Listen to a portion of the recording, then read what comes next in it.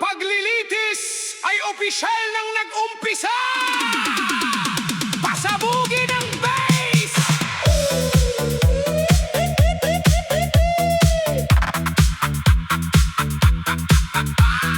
Araw ng Lunes, buong bansa ay nakatutok. Ang mataas na kapulungan biglang umusok. Apat na masisilang paratang ang nakasalang.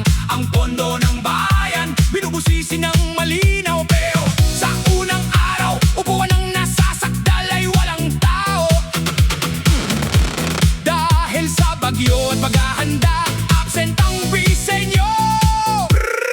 Ayos ba tayo dyan? Sige, giling! Hataw sa bulwagan, buksan ang paglilitis. Ang mga ebidensya, ilabas ng mabilis. 16 na boto ang kailangan para sa hatol.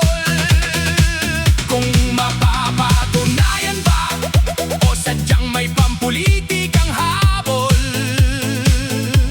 galaw ang ulo, ituloy ang indak ng batas. Sa ilalim ng neon lights, katotohanan ang lalabas. Nagkainitan ng mga mambabatas. Sino nga ba ang namumuno? Ang pinuno ng kapulungan ng naupo. Matapos ang debate ng bawat miyembro, gusto sana siyang ihatid sa sakdal sa unang araw. Ngunit hinarang ng mayorya. Depensa muna ang nanaigat, lumitaw. Sabi ng pinakamataas na pinuno, mapakita, magpaliwanag sa hukuman. Sabi naman ng ikalawang pinuno, ang opinyon ng palasyo ay walang kahalagahan. Tuloy ang trial kahit pa siya ay magbitiw. Panindigan ng panig, ilatag ang katwiran. Handa na ba kayo sa susunod na banatan? 3, 2, 1, giling!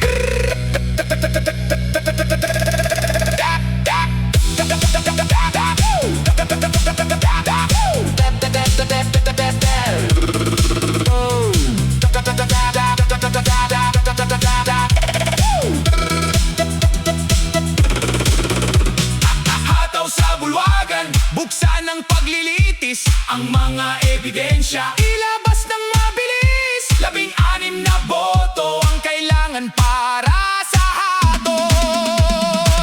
Kung mapapatunayan ba o sadyang may pampulitikang habol, galaw ang ulo, ituloy ang indak ng batas. Sa ilalim ng neon lights, katotohanan ang lalabas. Abangan ang susunod na araw. Sino ang tetestigo? Sino ang makakalusot?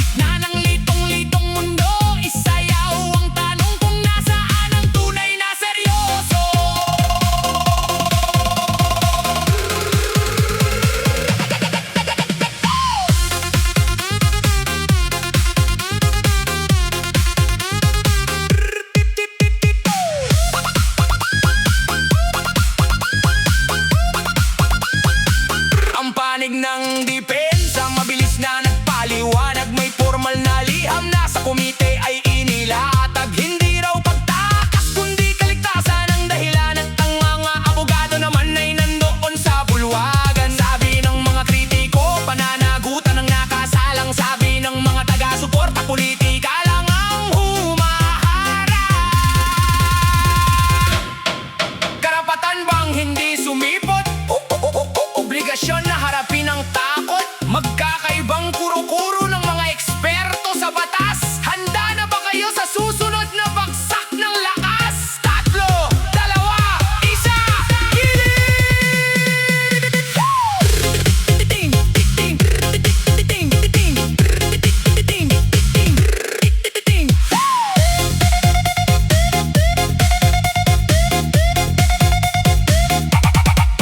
Pilipinas, ano ba talaga ang totoo? Iba-iba ang kwento, pinapaikot lang ang ulo ng tao. Tama ba o mali na ang bise ay lumiban, o sadyang may dahilan na dapat maunawaan? Galaw ang ulo sa gitna ng litong-litong mundo, isayaw tatanong kung nasaan ang tunay na seryoso.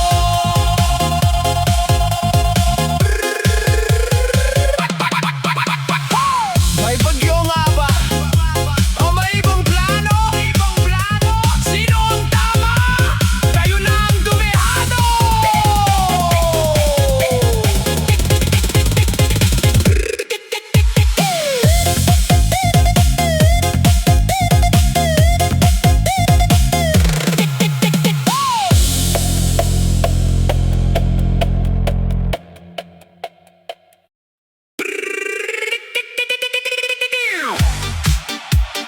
Bantayan ng kaban!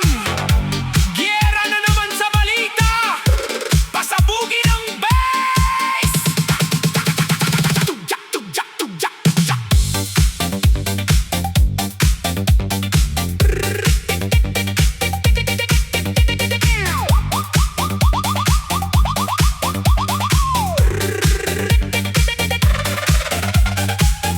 Araw-araw na lang sa balita at telebisyon, may bagong isyo, may bagong kontrobersyon.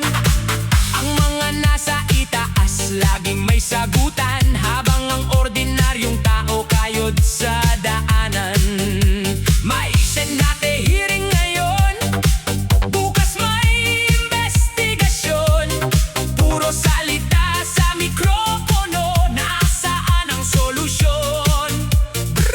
Ayos ba tayo dyan? Sige, giling! Hataw sa balita, giling sa mga isyo. Ang upuan sa taas, pinag-aagawan ng paksyon nyo. Kaban ng bayan, binubusisi sa debate, habang ang mamamayan nagtitiis sa biyahe. Galaw ang ulo, ituloy ang tindak ng buhay. Kahit magulo ang balita, tayo'y magpapatuloy na mahusay.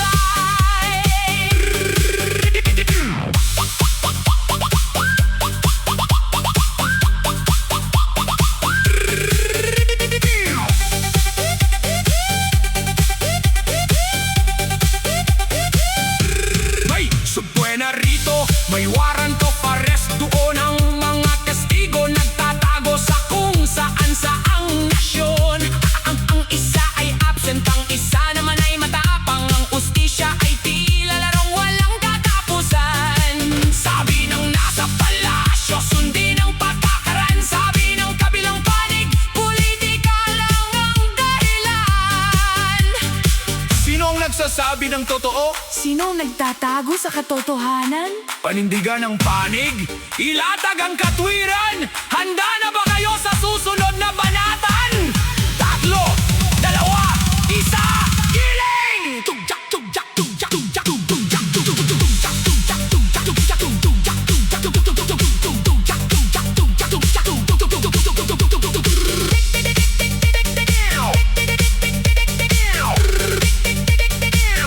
tugyak, Hataw sa balita, giling sa mga isyo. Ang upuan sa taas, tinag-aagawan ng paksyon nyo. Kaban ng bayan, binubusisi sa debate, habang ang mamamayan nagtitiis sa biyahe.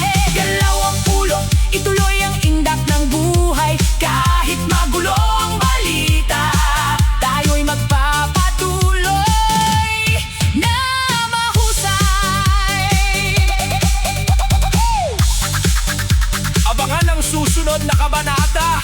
Sino ang susunod na sisitahin?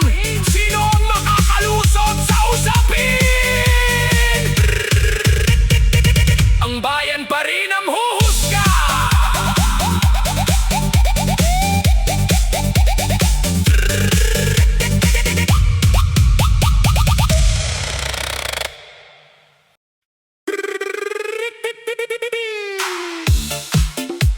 Sino ang bida? Sino ang kontrabida? Pasabugin ang bass! Drop the beat.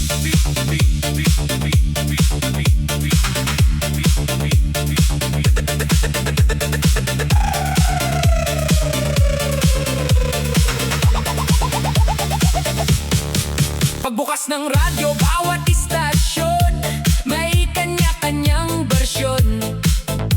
Sa internet at telebisyon, magkakaibang opinyon at rason. Ang sabi ng isa, sila ang nagliligtas sa bayan ngayon. Ang sabi ng kabila, pilit lang silang ibinabaon. Iba-ibang senaryo, iba-ibang anggulo ang pinalulutang. Nalilito ang mamamayan kung sino ba ang tunay na may utang.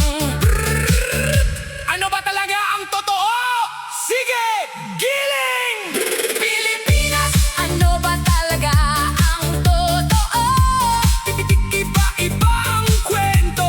Pinapaikot lang ang ulo ng tao. Korupsyon sa itaas. Tinatakpan ng magarang iskrip nyo. Sino ang tapat? Sino ang nagpapanggap na santo? Galaw ang ulo sa gitna ng litong-litong mundo. Ikisayaw ang tanong kung nasaan ang tunay na seryoso.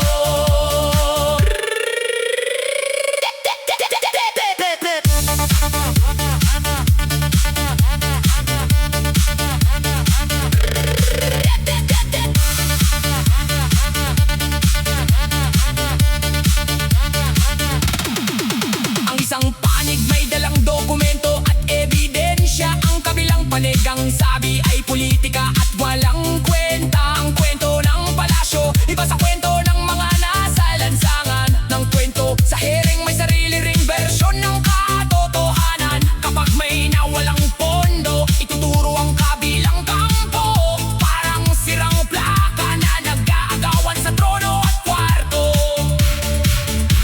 Iba ang sabi sa balita. Iba ang bulong sa kalsada. Nasaan ang prangkang sagot ng walang daya? Handa na ba kayo sa susunod na kabanata?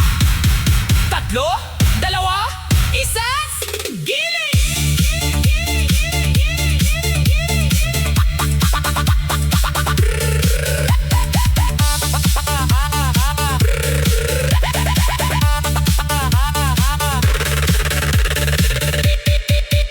Pilipinas, ano ba talaga ang totoo? Iba-iba ang kwento. Pinapaikot lang ang ulo ng tao. Korupsyon sa itaas, tinatakpan ng magarang iskrip nyo. Sing-sing at pondo. Pinag-aagawan ng paksyon nyo. Galaw ang ulo sa gitna ng litong-litong mundo. Isayaw ang tanong, Kung nasaan ang tunay na seryoso. Iba-ibang senaryo. Iba-ibang opinyon. Sino ang nagsasabi ng totoo?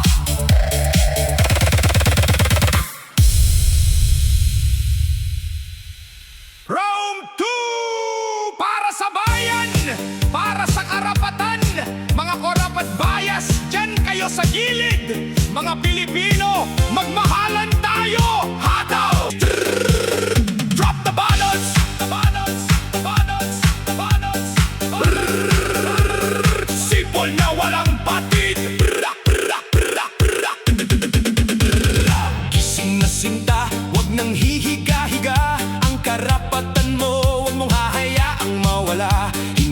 tayo alipin at pwedeng diktahan ng iba. May boses tayo, may lakas, kaya pumalag ka na. Huwag mong iasa ang bukas sa chismis sa kalsada. Tumayo ka ng diretso, harapin ang buong bansa. Bangon Pilipinas, itaas ang iyong noo, ipaglaban ang karapatan ng bawat Pilipino. Kaliwa, kanan, sabay-sabay na humataw. Sa tapat na pamumuno, doon tayo umaway. Galaw-galaw, bangon Pilipinas, huwag kang aatras sa isinisigaw.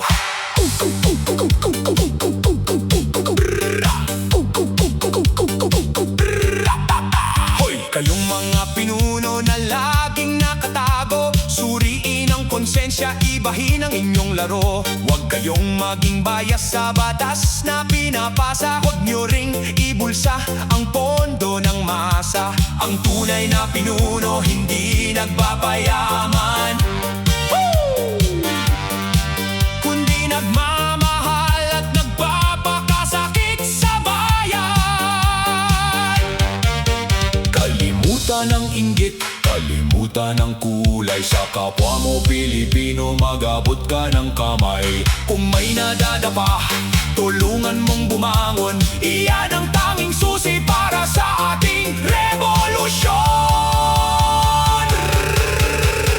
Balik sa matinding hataw. Bangon Pilipinas, itaas ang iyong noo, ipaglaban ang karapatan ng bawat Pilipino. Kaliwa, kanan, sabay-sabay na humataw. Sa tapat na pamumuno, doon tayo ikakaway.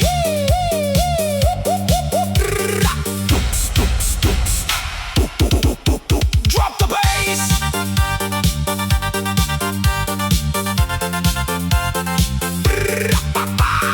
Bangon Pilipinas, ibagsak ang korupsyon. Bangon Pilipinas, ito na ang ating panahon. Isang bansa, isang puso, isang sayaw. Laban Pilipinas, South Flip PH 58.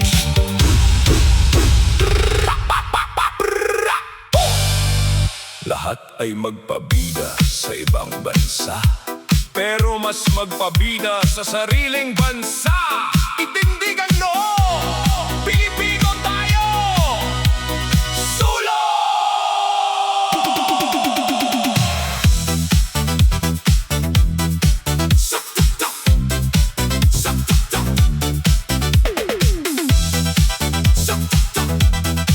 Lahat.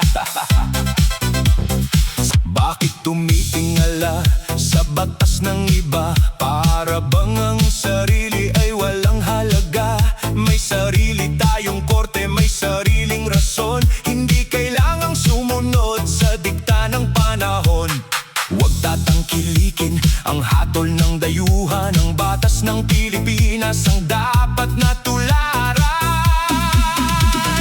Huwag mong hahayaang ibang mag-utos, karapatan ng lahi, ipaglaban ng lubos. Bakit sila ang nagmamaruno? Tayo naman ang dapat magtanggol. Lahat ay magpabida sa ibang bansa, pero magpabida sa sariling bansa. Huwag tangkilikin ang batas ng dayuhan, ipagtanggol ang bato at ang ating bayan. Sariling batas ang ating pairalin, ang kapangyarihan natin. Huwag niyong kukunin. Ipakita sa mundo ang ating galing, hindi tayo sunod-sunuran sa kanilang hiling. Kung magpapasiklab doon sa labas ng nasyon, pero pagdating sa batas, dito tayo may tugon.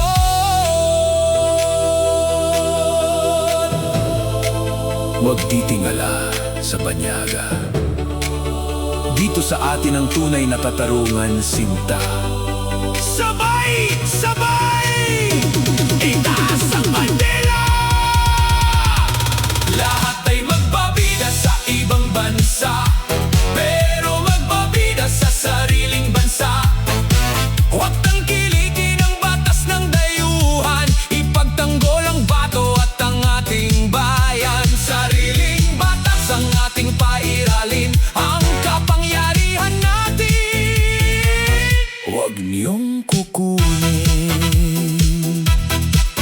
magpabida sa sariling bansa. Batas ng dayuhan, huwag tangkilikin.